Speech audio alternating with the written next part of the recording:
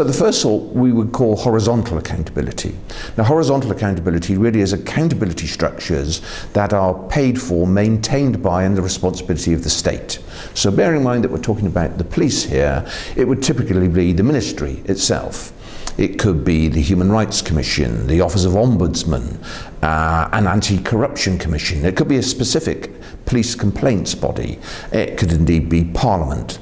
Now, these institutions are very important, and the reason why they're good in terms of accountability and oversight is they have high levels of legitimacy. People see these departments and realise what their functions are and give them due credit. The downside is that in many cases, if you have particularly poor capacity or skills levels in the police, it is likely that they will be mirrored in these self-same institutions. Because if you have poor capacity in the police, why would there be better capacity in other government departments? And the other pitfall with them, because everything has a plus and a minus, is that they can easily be politicised.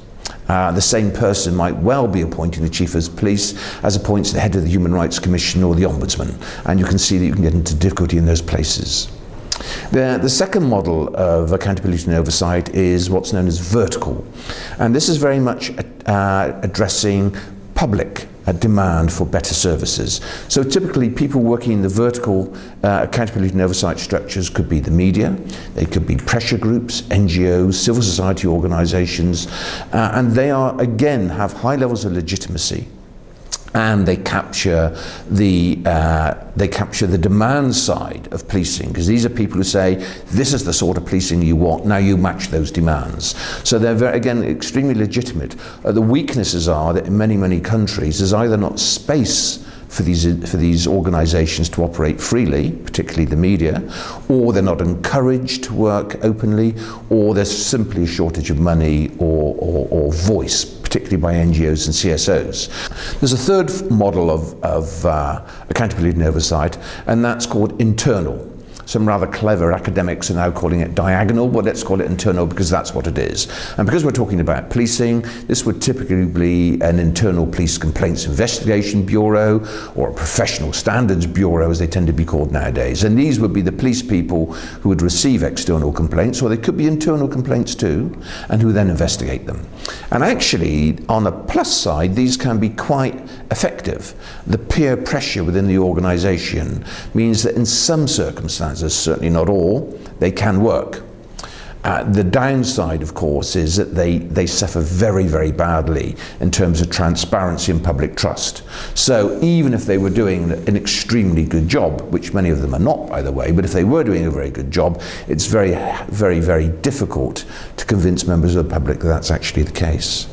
There is a thing called the 3+1 model, which I call the 3+2 model, just to confuse people, which is often talked about and is similar to what I've just described. It's also worth, I think, very briefly describing.